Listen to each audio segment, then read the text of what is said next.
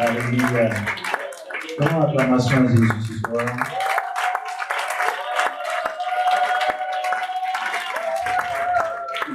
Merci, vous pouvez vous asseoir, s'il vous plaît.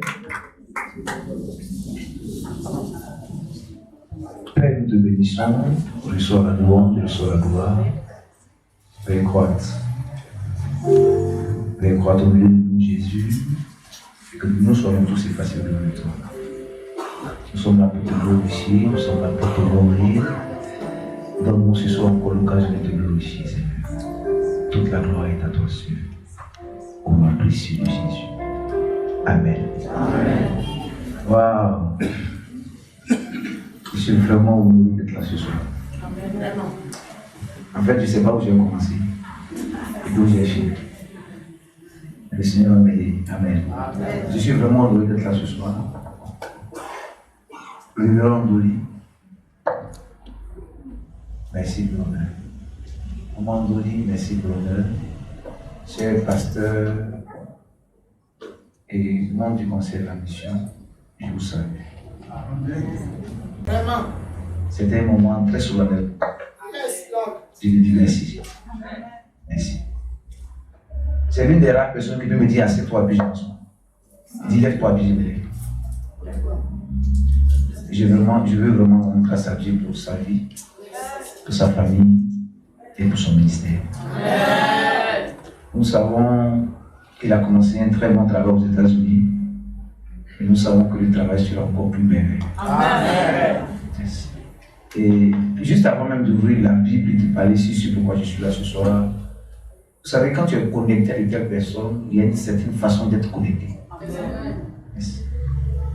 Beaucoup de gens peuvent être connectés à des personnes qui ont des grâces, mais peuvent mépriser ces grâces. Le fait qu'un pasteur soit très ouvert, très gentil avec toi, ne doit pas t'amener à faire n'importe quoi avec lui. En général, on donne beaucoup plus de respect aux pasteurs qui sont comme des rois sur des royaumes, qui ont des cannes et des chapeaux, des barres, des ceintures. On leur donne plus de respect, plus de révérence. Mais quand on rencontre les papas comme des personnes ouvertes, quelquefois, il nous arrive de les mépriser. S'il vous plaît, aidez-moi ce soir à donner gloire à Jésus pour la vie du révérend Martin.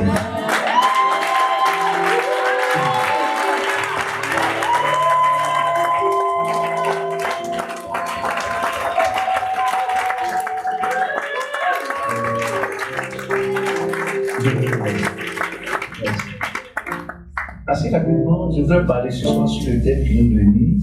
Marchons d'un même pas. Amen. Marchons d'un même pas. La raison pour laquelle le Seigneur nous met ensemble, nous venons tous de différents horizons, de différentes cultures, de différentes races. Et sauvés par Jésus, la Bible dit que nous avons été appelés par Dieu des ténèbres à l'admirable lumière du Seigneur. Et maintenant que nous sommes ensemble, nous formons maintenant un royaume. Et dans ce royaume, il n'y a plus de Bété, de Baoulé, de Guéré, de Dida, de Sénifo. Nous sommes un seul royaume. Et en tant qu'un seul royaume, nous devons avoir une certaine façon de faire pour atteindre l'objectif que Dieu a pour nous. La raison pour laquelle Dieu nous met ensemble en tant qu'Église, c'est pour accomplir beaucoup de choses. Peu de gens viennent dans l'Église et comprennent vraiment pourquoi Dieu veut qu'ils viennent dans l'Église. Beaucoup de gens viennent dans l'Église, être sauvés par Dieu, attendent juste des bénédictions de la part de Dieu. En fait, les bénédictions font partie du paquet. Mais les bénédictions ne constituent pas le seul élément pour lequel on vient dans l'Église. Nous avons aujourd'hui beaucoup de croyants qui attendent seulement la main de Dieu, mais qui ne cherchent pas le cœur de Dieu. La raison pour laquelle Dieu nous met ensemble, c'est parce que Dieu veut que nous puissions faire quelque chose pour son royaume. Nous devons être une extension du royaume de Dieu. Nous devons, par nos vies et par tout ce que nous faisons pour le Seigneur, réussir à pouvoir élargir le royaume de Dieu. La raison pour laquelle Dieu nous met ensemble, c'est pour que nous puissions faire de grandes œuvres pour Dieu. Et je crois, dans le nom précieux de Jésus, que pendant ces 4 jours, nous allons recevoir les éléments qui vont nous aider à pouvoir faire ce grand travail au nom de Jésus. Amen. Nous sommes ensemble. Et je vais parler rapidement ce soir sur le service. Tiens avec moi le service. Papa l'a dit tout à l'heure, pendant qu'il était en train d'introduire, il a dit que nous sommes une armée. Et le but d'une armée, c'est de servir. Le but d'une armée, c'est de servir les intérêts de quelqu'un. L'armée de Côte d'Ivoire, c'est les intérêts de la République de Côte d'Ivoire. Quelqu'un qui travaille dans une entreprise, c'est les intérêts de l'entreprise. Donc, on peut t'appeler travailleur parce que tu donnes un service à quelqu'un. Quelqu'un qui est travailleur, qui ne rend pas de service, il est utile pour sa maison et pas pour le travail. Amen. Donc, nous sommes appelés à servir le royaume de Dieu. Et la façon dont nous servons le royaume de Dieu détermine ce que nous recevons du Seigneur. Beaucoup de gens pensent que juste la prière est une bonne chose. Nous-mêmes, nous sommes en train de prier, on prie beaucoup. Et je sais qu'il y a beaucoup de gens ici qui prient beaucoup. Papa, maman, Dolly sont des gens qui prient beaucoup. Tout le monde prie quelquefois. Mais la prière à elle seule ne suffit pas pour que nous soyons, vous voyez, honorés par Dieu. En plus de la prière, il y a un ingrédient très important qui est le service. C'est pourquoi je veux que tu dises à ton voisin le service. Alléluia. On va prendre quelques passages. Le service. Le dictionnaire dit que le service, pour servir, c'est travailler pour quelqu'un. Faire le travail pour quelqu'un, c'est ça servir. Et donc je disais que la capacité d'une armée est perçue dans son service. Nous devons apprendre à servir Dieu. Le but pour lequel nous sommes sauvés, c'est vraiment de servir Dieu. Et nous avons l'obligation de servir Dieu.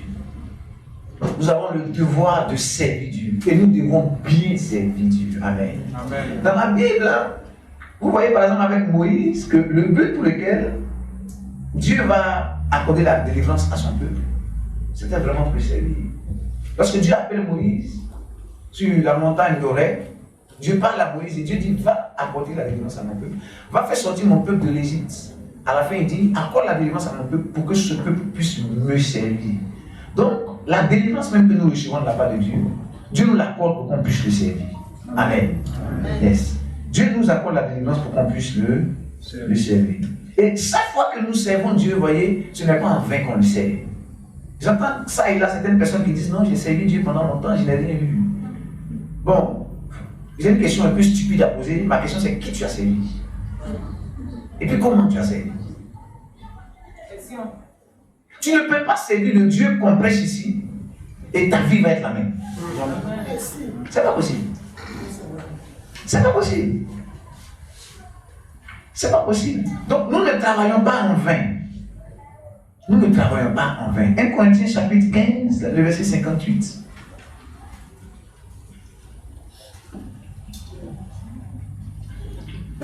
1 Corinthiens chapitre 15, le verset 58.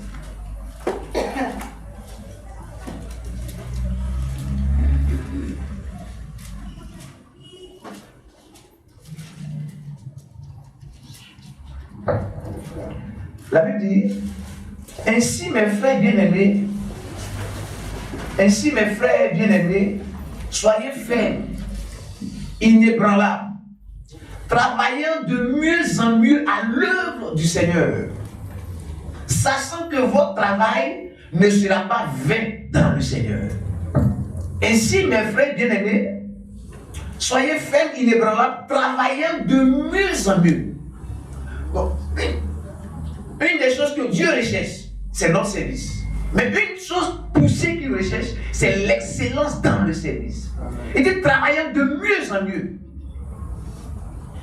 Ça veut dire qu'au fur et à mesure qu'on sert Dieu, notre façon de servir Dieu doit être de plus en plus excellente. Vous vous asseoir s'il vous plaît. Travaillant de mieux en mieux. Donc si on prend l'exemple de quelqu'un qui a fait 10 ans dans l'église, sa façon de servir Dieu la première année et la deuxième année, il doit avoir une vraie différence. Parce que depuis la première année jusqu'à la deuxième année, il doit travailler de mieux en mieux. Yes. En général, dans nos communautés, c'est pas ce qu'on constate. On constate que quand il est entré au début, il travaillait très bien. Et puis 3 ans après maintenant, il y a quelque chose qui a commencé à se passer. Et maintenant, lui il ne travaille pas de mieux en mieux. C'est comme s'il avait renversé le verset de la Bible. Yes. Il travaille maintenant faiblement. Chaque année qui passe, il perd un point. Chaque année qui passe, il perd un point. Yes. Pourtant, la Bible dit, ce que l'apôtre nous dit, c'est de travailler de mieux en mieux. Chaque année, nous devons nous bonifier dans le service que nous avons pour le Seigneur. Amen. Yes. C'est la raison pour laquelle vous allez voir que dans les entreprises, quand on veut embaucher quelqu'un, on dit quelqu'un qui a tel diplôme. On dit quoi? Année d'expérience. Mais l'année d'expérience, pourquoi on demande une année d'expérience? Parce qu'on suppose que quelqu'un qui a travaillé 5 ans n'a pas la même capacité de travailler que quelqu'un qui est nouveau. Parce qu'on suppose que quand quelqu'un a travaillé 5 ans, il doit pouvoir travailler de mieux en mieux que celui qui vient d'avoir un travail. C'est la même chose dans le Seigneur. Nous sommes appelés donc à travailler de mieux en mieux à l'œuvre du Seigneur. Amen. Amen ou pas Amen? Amen. Nous sommes appelés à travailler de mieux en mieux à l'œuvre du Seigneur. Et c'est ce que le Seigneur nous demande justement. Premièrement, lorsque nous servons Dieu, rapidement je veux qu'on voit ensemble, rapidement je veux courir sur ça, les avantages du service. Pourquoi est-ce que nous devons travailler pour Dieu et travailler de mieux en mieux pour le Seigneur? Premièrement, le servir Dieu ou travailler pour Dieu nous donne le succès. Quelqu'un m'a dit Amen. Amen. Dans le succès. Lorsque tu sais Dieu, il y a le succès. Néhémie a dit, le Dieu des cieux, il dit, nous ses serviteurs, nous bâtirons cette muraille et le Dieu des cieux nous donnera le succès. Dieu donne le succès à celui qui le sait. Et pendant que tu sais, ma prière pour toi, c'est que Dieu t'accorde le succès. Yes. Si vous pouvez voir quelqu'un qui fleurit dans ce qu'il fait, qui a le succès constamment, un des secrets qu'il a, c'est qu'il sait Dieu. Yes. Donc, tu peux venir dans l'église, hein, chanter vraiment Alléluia, avoir même des mouchoirs, être le meilleur danseur de l'église, soulever même toutes les chaises. Si tu ne sais pas Dieu, tu vas continuer à soulever les chaises et puis ceux qui rentrent dans l'église vont avoir du succès par rapport à toi. Parce que danser puis soulever les chaises là, ça ne donne pas le succès. La Bible dit que c'est celui qui sait qui a le succès. Et je prie que Dieu nous accorde le succès. Amen. Deuxième avantage quand on sait Dieu, lorsque nous servons Dieu, Dieu nous met à part. Quelqu'un m'a dit Amen. Dans Actes chapitre 13, le verset 20, j'ai beaucoup de passages donc on aura l'occasion de lire après avec la maison. Vous pouvez le lire s'il vous plaît. En Actes chapitre 13, le verset 20, Dieu nous met à part quand nous le servons. Le Seigneur a dit au sujet de Paul, il dit pendant que nous servons le Seigneur et jeûnons, le Saint-Esprit dit mettez-moi à part Paul et Barnabas pour l'œuvre à laquelle je les ai appelés. Donc quand nous servons Dieu, Dieu nous met à part. Dieu nous met à part quand on sait Dieu. Et la Bible même dit, il dit maintenant vous allez voir la différence que je vais mettre entre ceux qui servent Dieu et ceux qui ne le servent pas. Yes. Nous sommes arrivés dans un temps, et c'est sérieux s'il vous plaît, nous sommes arrivés dans un temps où ceux qui servent vraiment Dieu dans l'église, il y a une forme de distinction que Dieu va répandre sur le vie. Yes. Dieu va les rendre d'une plus spéciale, d'une grâce particulière. Nous sommes arrivés dans un temps où ceux qui servent Dieu, tu ne pourras plus concurrencer avec eux. Parce que non seulement ils vont te dépasser, mais l'écart entre toi et eux sera tel que tu vas vouloir servir Dieu pour les rattraper. Yes. Quand nous servons Dieu, Dieu nous distingue de façon exceptionnelle. Dieu nous distingue. Dieu nous distingue. Si nous voulons la distinction, le chemin que Dieu nous montre, c'est de le servir. C'est vraiment de le servir. Alléluia. Amen. Lorsque nous servons Dieu, Dieu nous donne l'excellence et l'abondance. Lorsque nous servons Dieu, Dieu nous donne l'excellence et l'abondance. Lorsque nous servons Dieu, Dieu nous accorde la délivrance. Yes. Amen. Lorsque nous servons Dieu, Dieu nous donne la guérison. Yes. Lorsque nous servons Dieu, Dieu nous bénit. Et dit, vous servirez l'Éternel et il bénira votre pain et vos eaux. Vous le servirez. Ça veut dire que si quelqu'un recherche vraiment la bénédiction, le chemin que Dieu montre, c'est le service de Dieu. C'est une bonne chose de croire qu'un homme peut t'aider, ça c'est pas mal. Mais la petite expérience que j'ai de ces petites années pastorales, c'est qu'en général, quand tu fais beaucoup de confiance à un homme, lorsque le temps arrive, c'est celui-là même qui te déçoit. Yes. Pour que tu réalises que c'est vraiment en l'Éternel qu'il faut placer ta confiance. Alléluia. Et Dieu, en qui nous plaçons notre confiance, ne nous déçoit jamais. Amen. Amen. Pendant que nous servons Dieu, que Dieu nous accorde la bénédiction.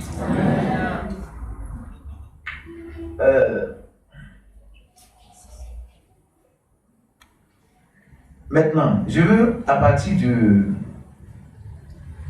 deux chroniques, on va pas lire ça ici, je donne les passages pour lire ici à la maison.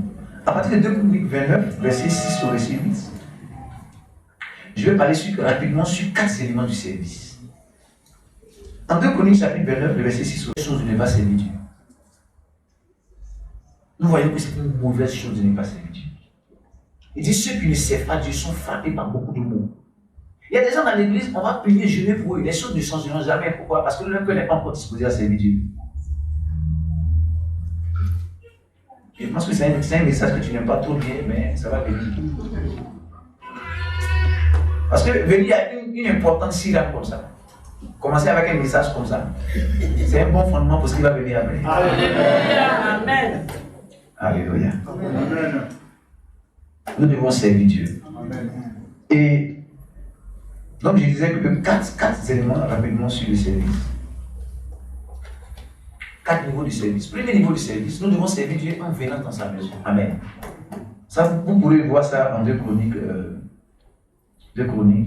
29. Nous devons servir Dieu en venant dans sa maison. La présence effective dans la maison de Dieu est un signe que tu sais Dieu. C'est la raison pour laquelle je ne crois pas dans ceux qui disent que Dieu m'est apparu. J'ai reçu Jésus. Jésus m'a tellement parlé, il m'a dit de rester à la maison. Tu es un usurpateur et un menteur. Quelquefois, quand on voit l'évangélisation, on voit des gens comme ça. Tu dis non, parce que ce que tu dis là, c'est vrai. Frère, je prends Jésus, je l'ai connu, je l'ai reçu. Il est lui-même, il m'est apparu à 22h15.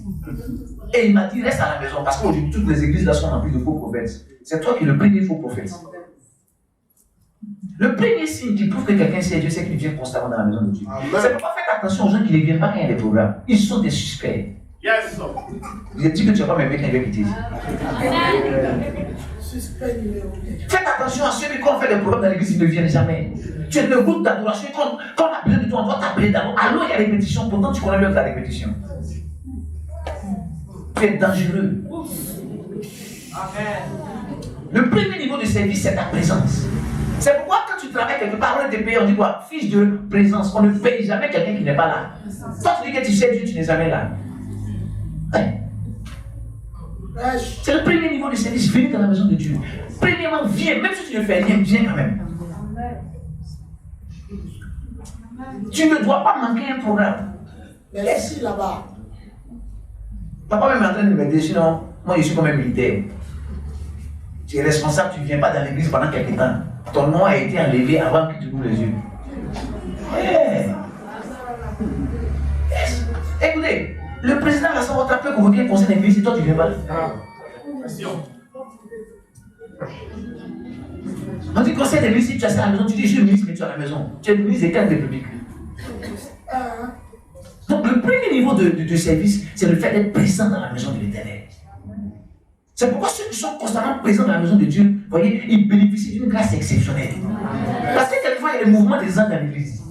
Quelqu'un ne comprend pas ce que je dis. Regardez cet homme qui était couché au bord de la piscine. Il dit l'ange de Dieu descend pour remuer l'eau. Et quand il remue l'eau, le premier a tombé, il est guéri. Le même mouvement qu'il y avait dans la piscine de Bethesda là, ce mouvement a eu dans l'église de Dieu. L'ange de Dieu descend de temps en temps. Et ceux qui sont là constamment peuvent recevoir une touche de vie, une touche de bénédiction. Yes. Merci là-bas. C'est-à-dire qu'il ne vient pas souvent dans l'église, il sort un dimanche, il vient l'autre dimanche, il vient un dimanche, il sort l'autre dimanche. Il ne sait pas que c'est le jour où il a sauté la main, c'est là que l'ange est venu. C'est comme si l'ange a côté qu'il ne vient pas. L'ange a dit, il n'est pas venu, je rentre. Maintenant, quand l'ange le voit, il dit, non, j'attends un peu. Yes. Il y a des gens qui pensent que quand tu manques un dimanche, c'est juste un culte que tu as raté. C'est pas vrai. Tu as raté plus qu'un culte, tu as raté non seulement le message, mais tu as raté une atmosphère. Merci. Vérité. Vous pouvez aller sur Facebook, écouter des messages, mais il y a des choses que vous ne recevez jamais, c'est l'atmosphère qu'il y avait dans le message. Parce que quand on dit prêche, ce n'est pas juste le message qui donne, il y a une atmosphère qui vient avec. Et quand tu es présent, tu reçois non seulement le message, mais tu reçois aussi l'atmosphère qu'il dégage. Yes. Ça c'est enregistré, certaines personnes peuvent écouter le message. Mais il y a quelque chose que toi tu reçois maintenant qu'il ne peut pas recevoir. Le premier niveau de service, c'est le fait de faire quoi? D'être présent. Quelqu'un est là avec moi ce soir. Amen. Deuxième niveau de service, c'est le niveau des activités spirituelles. Donc, le tout n'est pas à devenir. Déjà quand tu viens, tu as passé le premier palier. Le deuxième palier, c'est de venir et d'avoir des activités. Faites attention à ceux qui viennent dans l'église. 2 ans, ils sont dans l'église. 3 ans, ils sont dans l'église. Quand il y a telle activité, ils ne sont pas concernés. On dit réunion des femmes, les femmes, elles ne viennent pas. Réunion des jeunes, il est jeune, il ne vient pas. Réunion des vieux, il est vieux, il ne vient pas. Réunion des enfants, il est enfant, il ne vient pas. Donc finalement, on ne sait pas si c'est un enfant, si c'est un jeune, si c'est une femme ou si c'est un homme. Tu es un homme dans l'église, on dit réunion des hommes et tu dis, oh, tu cherches pas là-bas. Vraiment. Le deuxième niveau du service, c'est le niveau des activités.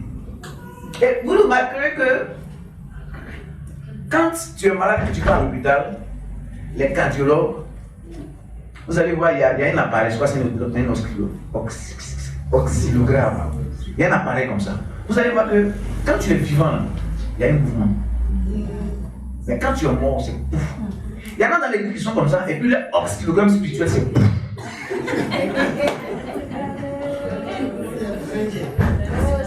Il dit que tu n'as pas pu m'aimer quand il est critiqué. Ils sont dans l'église, non? Mais ils sont comme des morts, des cadavres. Parce qu'il n'y a aucune activité qu'ils font. Ils ne sont pas intéressés par le département d'adoration, ils ne sont pas adorateurs. Danseurs, ils ne sont pas liés dans l'église. Quelqu'un comme ça, tu marches avec lui, tu es en train de mettre ta destinée en danger. C'est lui qui va te décourager, que tu fais dans l'église, tu vas gagner quoi? Arrête, viens juste à l'écoute. C'est que si on reste à la maison, le pasteur va dire pourquoi on est resté. On va venir, mais on ne va rien faire. Amen. Deuxième niveau de choses de service, c'est le niveau des activités. Vous remarquerez que quand quelqu'un aime vraiment la communauté où il est, même si on ne lui demande pas de faire quelque chose, son cœur est dessus. Merci. Mais il y a des gens qui sont là, c'est nos parents froids. Tout ce qu'on fait, ça ne les intéresse pas. Et puis, remarquez-les, dehors, ils ont un zèle pour dehors. Il y a des gens dans l'église, même on dit danser, ils ne peuvent pas danser. Mais quand ils sortent, mais il vient dans l'église, il fait comme il est sérieux. Il ne fait rien du tout. Il y en a même dans l'église, le pasteur prêche, ne peut pas dire Amen. Yes. Hey, ils sont tous sérieux, ils ne font rien dans l'église. Aucune activité. Même si tu dis Amen, tu fais quelque chose. Amen. Yes. Il ne faut rien dans l'église. C'est dangereux. Si tu es là ce soir, que tu entends ce message, quand tu vas retourner, il faut faire quelque chose dans la maison de Dieu. Amen. Amen. Amen. Troisième niveau de service. Le troisième niveau de service, c'est le niveau de l'adoration. Bon, là je passe rapidement. L'adoration. L'adoration, c'est un service à Dieu. Yes. Amen. Yes. C'est un service. La louange et l'adoration. Quand tu loues Dieu, quand tu adores Dieu, beaucoup de personnes ne savent pas que dans la louange et l'adoration, il y a quelque chose de fort et de grand. Yes. Quelqu'un qui peut adorer Dieu, c'est quelqu'un qui est digne de recevoir les bénédictions de Dieu. Amen. Yes. Donc, la louange et l'adoration. C'est pourquoi un temps comme la louange et l'adoration dans l'église, ce n'est pas un moment qu'il faut prendre à la légère. Il y en a même, on loue Dieu, leurs yeux sont fermés. Il est en train de penser à son antiqué qui va manger le soir. Hey. Quatrième niveau, avant que je termine avec l'instrument du service, quatrième niveau de service, ce sont les offrandes, les dîmes et les prémices dans l'église. Amen. L'apport financier. Amen. Beaucoup de gens, récemment, vous savez, récemment, ils sont en train de prier. Parce que dans l'église, quand je voulais organiser souvent des constructions, des projets, je faisais souvent appel à quelqu'un, mon frère, presse, et puis si tu veux lancer un appel, tu lances un appel. Et puis à un moment donné, Dieu m'a dit, mais toi, tu ne peux pas lancer un appel. J'ai dit non. Et puis Dieu me dit, ah non, c'est toi qui veux dire que tu es trop sérieux, quoi. C'est toi qui veux dire que tu es un bon pasteur, tu ne peux pas d'argent, quoi. J'ai dit comment? Il dit, si tu es mon serviteur, quand tu ne peux pas d'argent, c'est que tu ne me sers pas. Beaucoup de gens aiment les églises où on voit Dieu ne donne rien. Regardez-moi bien, il dit, vous n'allez pas trop m'aimer, mais regardez-moi comme ça. Il vient dans l'église, il travaille, il fait tout, il adore, mais l'heure des offrandes, son visage est serré comme si on lui annonçait que sa maman vient de décéder. Et beaucoup de chrétiens n'aiment pas donner dans l'église. Les travailleurs de l'église souvent n'aiment pas donner pour donner là, ils vont faire des commentaires. Que le pasteur même il exagère. C'est toi-même qui exagère. Tu ne peux pas dire que tu sais Dieu, puis ton argent ne sait pas Dieu. Amen. Si tu sais Dieu sans donner ton argent, ton service n'est pas complet. Merci. Parce que servir Dieu, c'est servir avec sa force et c'est servir avec ses moyens. Amen. Répétez. Aujourd'hui, on sait les églises, on ne parle pas d'offrande, dîme. Il y a un monsieur qui me disait, pasteur, mais j'ai ma fille, elle va une bonne église. Il dit, ah bon, Anyama. Je dis, mais pourquoi tu peux parler de l'église? Il dit, non, l'église est très bien, le pasteur est sérieux, il est bien. Il dit, waouh, wonderful, c'est bien ça. Il dit, mais pourquoi tu dis c'est bien? Il dit, parce que là-bas, le pasteur ne parle pas d'argent. J'ai dit, hey, tu ne parles pas d'argent, vraiment, c'est un très bon pasteur. Ce n'est pas les pasteurs escrocs de maintenant. Et c'est comme ça que les pasteurs sont caricaturés aujourd'hui. Quelqu'un temps après, il m'a dit, mais pasteur, je vais t'expliquer une situation. Donne-moi la réponse. Il dit, quelle situation? Il dit, mais le pasteur, il n'est pas bien. Il dit, attention. Il dit, c'est un très bon pasteur. Tu m'as même dit la dernière fois, c'est un très bon pasteur. Ne reviens pas me dire encore, il n'est pas bien. Il dit, mais pourquoi tu dis qu'il n'est pas bon? Il dit, mais c'est que l'église, ça. C'est que l'église. Hey, quelqu'un a vu ma fille dans l'église, il veut vivre ma fille. Le pasteur dit, non, ils ne sont pas obligés de payer la dot, ils veulent aller vivre ensemble. Qu'est-ce que c'est qu'un pasteur? Il a dit, arrête, c'est un très bon pasteur. Tu l'avais aimé parce qu'il ne parle pas d'argent, non? Mais il faut assumer la suite, là. Yes. C'est ça parce que l'église, on construit l'église avec des pieds. Regardez l'église aujourd'hui. Regardez l'église. Regardez comment les autres évoluent par rapport aux structures et aux infrastructures. Regardez. Regardez les sectes. On les plus beaux bâtiments. Parce que quand les gens sont dans les sectes, ils donnent leur argent. Mais les chrétiens, tu vois les PDG quand ils mettent l'église 10 000. C'est avec 10 000 avant avec l'imagination de l'église là. C'est dans l'église qu'on donne rien, mais dehors, on est parlé de toutes les manifestations. Amen encore. Maintenant, l'église, quand tu donnes l'argent, ton cœur qui fait mal. Mais et souvent, il y en a qui croient que non, comme ils travaillent, c'est pourquoi ils sont bénis, c'est faux. Le travail, là, c'est un instrument. Mais celui qui bénit, c'est le Dieu que tu pries dans l'église. Beaucoup de gens pensent que non, comme ils travaillent trop, ils ont le master, ils réfléchissent, donc il est un poste de directeur, et donc c'est son poste de directeur qui fait qu'il mange, c'est faux. C'est la prière du pasteur de l'église qui fait que tu manges. C'est pourquoi la Bible dit, souviens-toi de l'Éternel et souviens-toi que c'est lui qui te donne la force pour acquérir ce que tu as. C'est donc c'est lui qui te donne la force. Pourquoi le fruit de ta force ne vient pas dans l'église? Tu vois, on doit organiser un programme, le pasteur, mais il va réfléchir jusqu'à ce qu'il n'ait pas attention, il va avoir un plaisir. Vraiment. Une communauté où il y a déjà au moins 100 membres, le pasteur doit plutôt réfléchir. Mais je comprends pourquoi c'est le contraire. Dès 100 membres, vous allez passer réfléchir, on va payer l'eau comment? On va payer l'électricité comment? Il va réfléchir pour payer l'eau, réfléchir pour payer l'électricité. Maintenant, il va prier maintenant pour avoir le message pour te prêcher, prier pour toi. Pourquoi? Tu ne trouves pas que tu exagères? Ils exagèrent.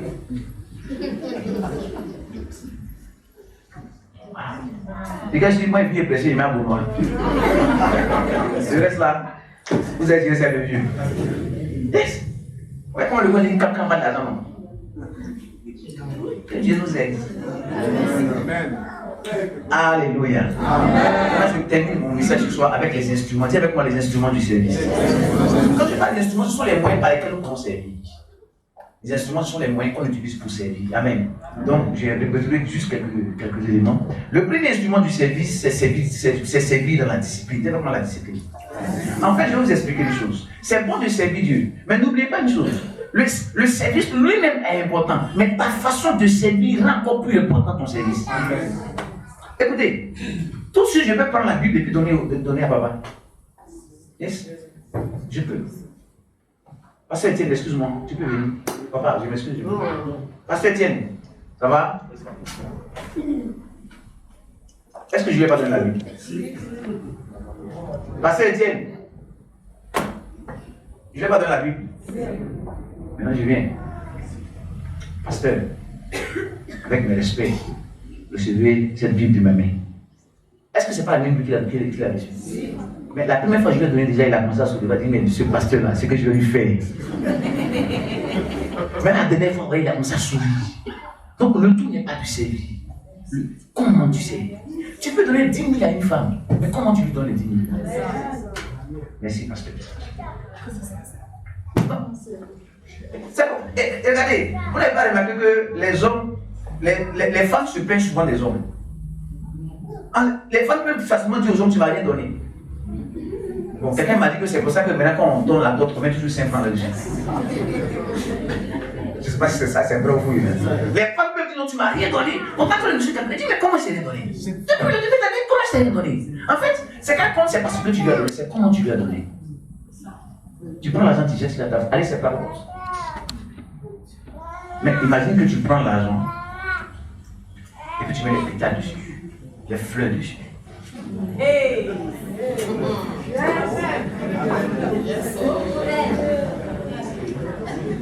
Écoutez, la façon de donner détermine ce que tu reçois.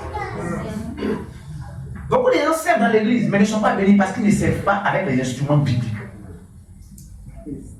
Je vais vous dire, si papa doit te pousser pour que tu donnes 10 000, c'est pas la même chose que tu dis. C'est pas la même chose. À la fin, il va dire, bon pasteur, tiens, il faut prendre. Vous exagérez trop, il faut prendre. Si tu n'as pas pitié, il faut prendre. Il ne fallait pas te mettre ton argent.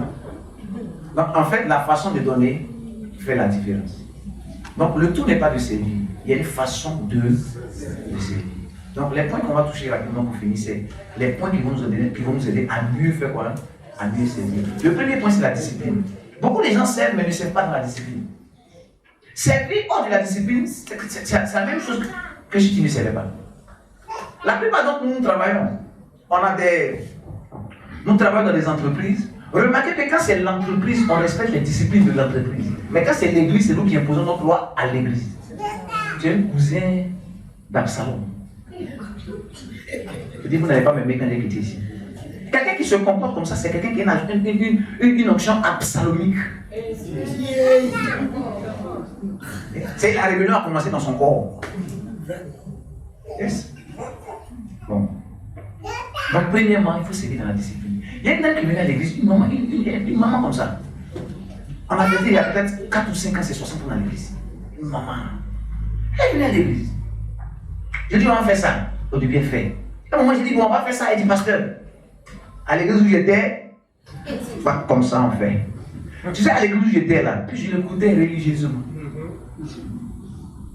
Puis je l'écoutais. J'ai dit, ah bon, c'est pas vrai. Elle dit, non, non. Pas comme ça on fait. Il dit, d'accord.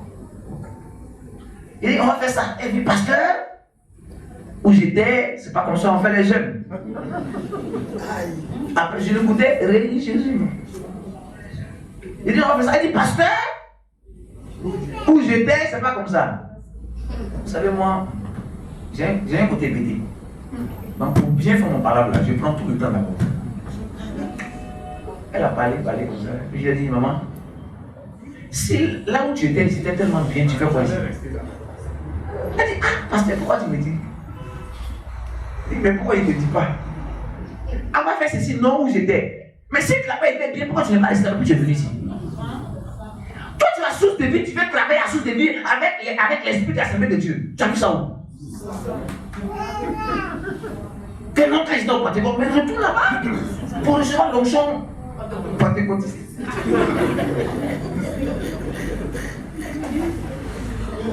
On dit, écoutez, les églises ne font pas de louange. Si tu vas là-bas, que tu te décides à être fidèle là-bas, c'est que tu n'as pas fait louange. On est d'accord, non? On dit la batterie, on joue, c'est quoi? 4-4-2, non? 4-2-2-4, c'est quoi? 4-4. On dit on joue 4-4. On joue 4-4. Tu dis non, non, non, on ne doit pas jouer 4-4. Mais retourne, tu es quitté. Et puis, laisse-nous, on va continuer notre peuple de Dieu. Petit Absalom. La prochaine fois, je vais vous définir les gars Absalom à faire, ça ne pourrait pas les années. Donc, c'est vu dans la discipline. Il y a une semaine à l'église là. Les enfants de la communication, quand je viens chaque dimanche, les passages bibliques pour afficher sur l'écran. Je dis, oh, quittez devant moi. Passage biblique, vous-même, vous ne pouvez pas imaginer. Quand je dis le passage, vous ne pouvez pas afficher ça. Donc je suis fatigué comme ça. Et puis je suis pressé, je viens d'église vaste de l'heure. J'arrive. Le pasteur dit, bon, du monde est arrivé. Il dit, ah bon, merci, il m'a donné du café et tout ça. Je dis, c'est que l'église, on doit prêcher, puis on boit café. C'est bu, croissant, tout ça. Quand il a fini, bon, la communication demande des versets bibliques. Il dit, non. J'ai pris les versets bibliques. Ce que j'ai révisé à l'église, je vois là-bas là. J'ai pris les versets bibliques, je l'ai donné. Je dis, mais pourquoi tu fais ça? Je dis, non, parce que je suis moi là-bas là. Ça fait des années qu'on me demande les versets bibliques, je n'ai jamais donné. Mais comme je suis ici à base d'honneur, chez vous aussi quand on vient prêcher, on doit donner les versets bibliques. Moi je donne. Qu'est-ce que je fais? Je m'adapte. Et beaucoup de gens ne savent pas s'adapter. Tu veux servir Dieu avec leur pensée, leur manière de servir. Un tel service ne sera ni agréé ni par le pasteur, ni par Dieu lui-même. Parce qu'avant que Dieu agrée, il faut d'abord que l'homme de Dieu agrée. Parce qu'il est le représentant de Dieu. Amen. Quelqu'un est avec moi ce soir? Amen. Servir dans la discipline. On dit depuis à 8 heures. Toi, c'est à 8 heures tu vas te réveiller. Pourtant, quand tu vas au travail, 6h40 tu es là-bas. Mais pourquoi au travail tu vas à l'heure, puis à l'église tu ne vas pas à l'heure? Donc tu es un bon travailleur là-bas au travail. Maintenant dans l'église, c'est ce que tu veux que tu imposes. Parce que dans l'église, on ne te paye pas. À l'église, on ne te donne pas l'argent. Mais ce qu'on te donne à l'église, c'est plus que l'argent. Amen. Ouais. Deuxième élément. Il faut servir avec un cœur humble. Dis avec moi un cœur humble. Yes. Quelqu'un qui sert avec un cœur humble, c'est quelqu'un qui ne sera jamais suicide dans ce qu'il fait. Beaucoup de gens commencent à servir Dieu, et puis quand Dieu commence à les faire monter, ils vont commencer à revendiquer des droits. Quel droit? Quel droit? Non, quand j'étais dans l'église là, je n'avais rien. Le pasteur dit ça, je fais. Maintenant là, quand même, il n'a qu'à tenir compte de moi. Tenir compte de quoi? C'est parce que maintenant tu penses que tu es lui grand que tu réfléchis comme ça. Et ta façon de réfléchir, c'est exactement ce que Samuel a fait. Lorsqu'il était petit, il croyait à ce que Samuel lui disait. Il écoutait ce que Samuel lui disait. Maintenant, quand il est devenu roi, il n'écoutait plus ce que Samuel lui a dit. Et qu'est-ce que Samuel lui a dit? Il dit, quand tu étais petit, qu'est-ce que Dieu a dit à Saül par Samuel? Quand tu étais petit à tes propres yeux, c'est pas mon Dieu qui t'a élevé. Il est élevé à un moment donné où on pense qu'on a tellement grandi que notre sang fait maintenant. Le pasteur devient notre camarade. Quand il donne une décision, on va revendiquer. Tu vas revendiquer quoi? Tu es devenu maintenant revendiqueur? Ou bien on t'a établi maintenant responsable de l'association des revendiqueurs de l'église? On n'est plus humble. Même quand on vient dans l'église, tout le monde cherche les tâches où on va nous regarder. Par exemple, attraper le micro, être libre vocal. Le juge n'est pas libre vocal. Là, quand tu chantes là, tu ne réponds pas bien. Ça, c'est l'usine de Jézabel.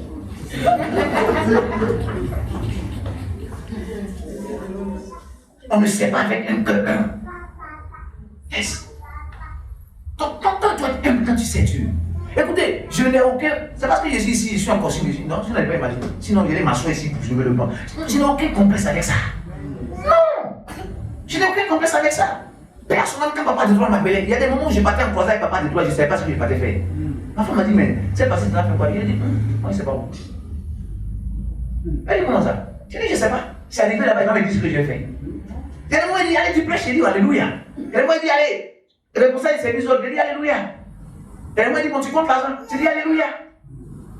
Et toi, maintenant, comme tu ne prêches pas, maintenant, ta manière de marcher change dans l'église. Que je suis frustré.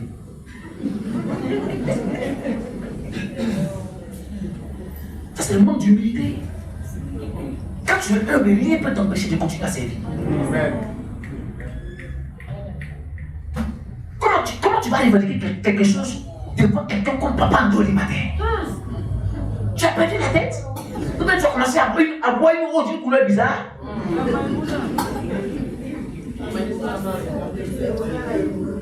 Que je vais revendiquer. Dieu t'a tellement élevé, maintenant tu vas revendiquer. Hey! Quand quelqu'un sait avec un cœur humble, vous n'allez pas imaginer ce que Dieu est en train de préparer pour lui. Yes!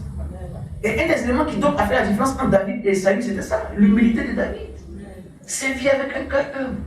Aujourd'hui, si je vis dans l'église qu'on me demande de faire ça, je le fais.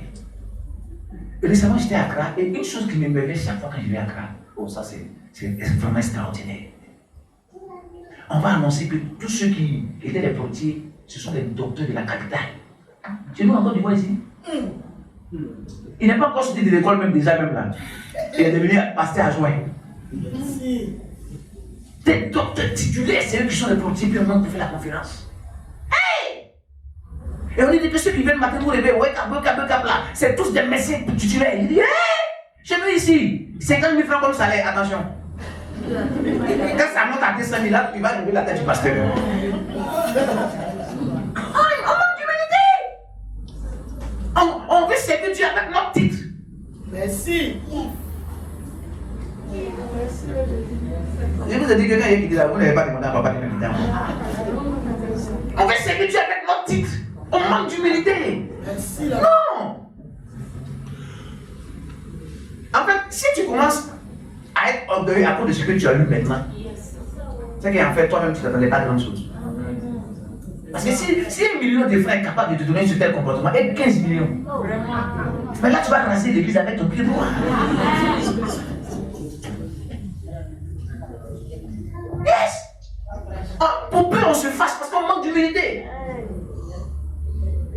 Un jour, j'étais à la maison, et puis un jour, à 23 h et quelques, papa, tu vois, personne, quand il était encore vivant, il m'a appelé, il était venu de voyage. Je dis à ma femme, ah, papa, tu vas m'appeler. Quand tu gênes que tu appelles à 23 h comme ça, non, demain je vais. Donc, c'est 7 h. J'étais déjà là-bas, au secrétariat. Il est venu à 8 h, il dit, ah, tu es là, ok, viens. Bon, quelqu'un qui t'appelle à 23 h, c'est que c'est pas une affaire urgente. Ah non, 23 h. Oh. Il dit, ça va, c'est toi qui viens. Non, je m'assois. Il dit, ça va, il dit oui. Ta femme est là, il dit oui. Ça va à l'église, il dit oui. Et tes enfants, ils sont là, il dit oui, papa, ils vont bien. Donc, pour moi, tout ça, ce sont les nouvelles, et que la vraie nouvelle vient derrière. Il dit, à l'église, ça va, j'ai dit oui. Tout va bien, il dit oui. Il dit, allez, sois béni, hein, c'est pour ça que je t'ai appelé.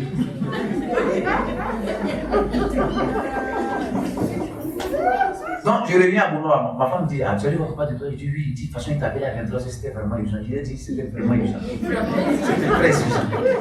Elle dit, bon, il t'a dit quoi? Il dit, il m'a appelé pour me demander si toi tu vas bien, si les enfants vont bien, et puis si l'église va bien. Elle dit, il a passé, c'est pour ça qu'il m'a demandé. Il est revenu encore une fois, il m'a appelé le même scénario. Mais je pense que si tu es ici, que papa t'appelle, tu paies ton transport, 1000 francs bénis, puis tu dis, ça va à la maison, sois béni, va. En partant de l'église là. Peut-être que le lendemain, tu vas plus l'église. Tu vas plus. Est-ce que tu vas devenir encore? C'est pas sûr. Donc la prochaine fois, il t'appelle, je le connais, c'est me demander si je vais, donc je ne vais plus partir. Chaque fois qu'il m'appelait, c'est pas. Il m'a fait ce coup là au moins plus de 3 fois le vieux. Yes. Yes. Dis avec moi, c'est vie avec un cœur. Est-ce que quelqu'un est vraiment béni d'être là ce soir? Troisièmement, servir avec un cœur dévoué. Amen. Servir avec un cœur dévoué, ça veut dire quoi? Ça veut dire servir avec un cœur dévoué, c'est donner le meilleur de soi dans le service qu'on fait. Donner le meilleur de soi. Si tu fais juste ce qu'on te demande, c'est que tu n'as pas encore commencé à faire ce qu'on t'a demandé. En fait, si papa t'appelle pour dire mon fils balaye, et que tu prends le balai et que tu balayes juste, si tu finis et tu rentres à la maison, c'est que tu n'as pas encore compris à quel niveau il voulait t'amener. Beaucoup de gens dans l'église, ils font juste ce qu'on leur demande. Mais au travail, où on les paye là? Ah non. Papa, il fait ce qu'on lui a demandé, il fait même ce qu'on ne lui a pas demandé. Mais quand c'est dans la maison de Dieu, il fait juste. Et même en le faisant, même là, il fait de façon moyenne. Quelqu'un qui fait l'œuvre de Dieu de façon dévouée, c'est quelqu'un qui donne le meilleur de lui-même. Yes. Par exemple, le frère qui est là, qui a la batterie, la façon dont il doit jouer la batterie là, il doit jouer de telle sorte que, comme si c'était sa dernière fois qu'il jouait la batterie.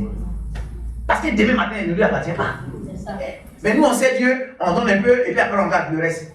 De toute façon, je me suis donné là, demain, je réserve un peu pour demain. Tu n'es même pas sûr de venir encore demain. Yes. 5e élément. 4e élément. Yes. Donc, c'est la preuve que vous suivez. Hein? Merci. 4e élément. Nous devons servir en attendant aucune récompense des hommes. Amen. J'ai réalisé que beaucoup servent dans l'église, et puis à la fin de l'église, ils attendent le pasteur. Donc, tu as travaillé avec le pasteur. Tiens, le vieux, on a fini en t'attendant. Tu attends le vieux pourquoi? Tu attends le vieux pourquoi? Si tu attends le vieux, c'est que tu travailles pour le vieux. C'est vrai que tu travailles pour le vieux. Tu travailles pour le vieux, c'est vrai, parce que tu es sous son autorité, mais c'est pour le Seigneur que tu donnes le service. Dis-nous, dans l'église là même, depuis que j'ai travaillé, je ne suis pas encore devenu diacre. Donc tout ce que tu veux là, c'était pour être diacre avant. Vous êtes avec moi? Dans l'église là même, tout ce que je fais là, le frère là, il est venu juste après moi. Aujourd'hui, c'est lui qui est le responsable des travailleurs. Donc tout ce que tu faisais, c'était juste pour un petit poste de responsable des travailleurs. Et maintenant, comment on t'a pas nommé, tu ne fais plus? Beaucoup de gens servent et attendent des récompenses de la part des hommes. Quand on sait Dieu, on s'attend à Dieu lui-même. Yes. Et n'oubliez pas que tu peux faire un service pour Dieu une certaine année. Et puis l'année, tu ne vas rien voir. Et pour beaucoup, ça les décourage. Tu peux travailler pour Dieu en 2020, mais de façon exagérée. Et puis la même année où tu fais ça, tu ne vois rien.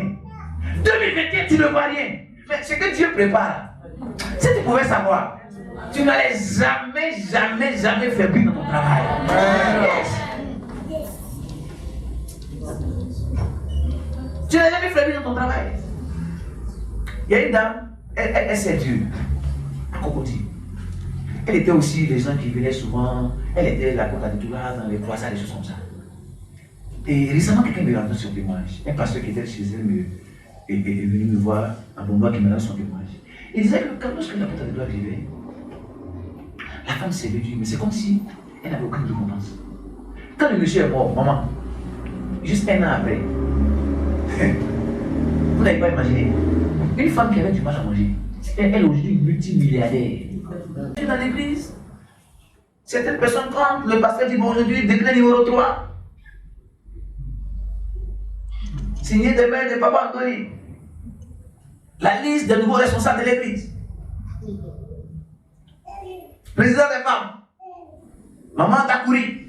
Il dit bon, c'est pas grave, femme, la maman, il savait qu'elle n'avait pas gagné. Parce qu'il y avait tous les moments, et puis il y a des moments, il a trouvé si une femme là, il n'avait pas gagné. Président des jeunes filles, la sœur Cétia. Dit non, ça aussi, c'est pas mon âge. Et le pasteur va donner la liste de tous les nouveaux responsables. Jusqu'à la fin, il dit non, il reste un poste là, ça c'est moi quand même. Là, tout ce qui veut dans l'église, ça va être moi.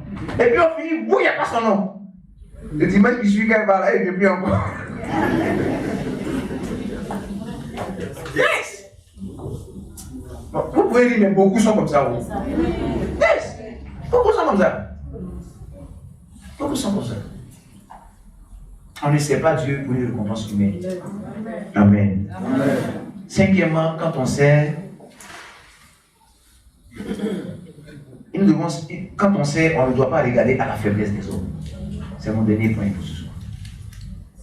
Quand on sait, on ne doit pas regarder la faiblesse des hommes. Vous savez pourquoi? Parce que peu importe l'onction qu'un homme de Dieu transporte, il reste quand même un homme. C'est pour ça qu'on dit homme de Dieu, on ne dit pas Dieu homme. Parce que Dieu homme, c'est Dieu dans l'homme. La divinité dans l'humanité. Mais quand on dit homme de Dieu, c'est un homme. Et puis Dieu vient en lui. Donc il y a des faiblesses humaines. Hey, aujourd'hui, on a certains chrétiens qui pensent que les pasteurs sont des robots. Ils ne doivent commettre aucune erreur. Mais pourtant, toi-même tes erreurs que le pasteur couvre là, si on doit exposer, même on ne va pas, à Williams, ils vont te chasser. À Diamond, on va te chasser. On va te chasser même d'Abidjan. Peut-être que c'est quelque part, vous faites chez moi, à tout le peu là-bas, on va t'envoyer. Parce que quand vous commettez des erreurs, pour vous voulez qu'il y ait miséricorde. Mais pour les hommes de Dieu, là, vous ne pardonnez pas. Il y a quelqu'un qui ne va pas. C'est aussi des hommes. Nous sommes aussi des hommes, même dans mon message. Peut-être que dans mon message, il y a dit quelque chose qui t'a choqué. Bon, si tu es choqué, c'est pas grave. Moi, quand il finit, il m'a pour moi. Je vais pas dire ça. Yes. Yes. Et regardez que l'église est devenue un club de magistrats. Pas bien. Viens, bébé. Dernière nouvelle, viens. C'est quelle nouvelle encore? Tu n'as pas vu la dernière fois quand papa a amené ta pied. Le vieux Landré, il a commencé à devenir quelque chose. Parce qu'il n'a pas remarqué que les cils, ils ne peuvent pas costume comme ça. Mais il devient comme un costume gris, de façon de vue. Et puis tu vois, il y a des rayures dedans. Je pense qu'il y a quelque chose qui prépare. Hey! Dis! Ah, quand je vous explique comment je prêche, je dis, quand il dit, je dis, hey! Dis, hey! Dis, hey! Ouais, c'est comme ça que ça se passe. Ça, c'est notre cri de guerre. Dis, hey! Dis, hey! Ça, c'est notre cri de guerre. Beaucoup de chrétiens aujourd'hui ne sont plus miséricordieux. S'attaquent sur des erreurs des pasteurs. Quelquefois, ils vont critiquer des choses qui ne sont pas des erreurs. Ils vont inventer des erreurs attribuées au nom de Dieu juste pour ne plus servir là où ils servaient. Non, papa, il n'aime même plus. Quand je viens à l'église, il ne sourit plus à moi. Donc, ton amour, c'est juste un sourire que tu attends, quoi. Ton amour est très faible aussi, hein.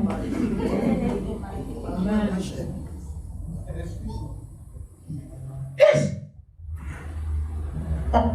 L'église est c'est devenu un corps de magistrats. Des gens qui jugent. Même ils jugent tout et rien. Comme s'ils ont fait l'école des magistrature. On va dire au président à l'Assemblée, la prochaine liste des magistrats, on va sortir du ciel aussi. Yes. L'église est devenue une cour d'appel. Des gens pour qui on prie, pour qui on fait la délivrance, c'est eux qui s'asseyent après pour juger les hommes de Dieu. Hey! Si tu n'as pas peur, il faut avoir pitié quand même. Amen. Il y en a même qui disent même pas Amen.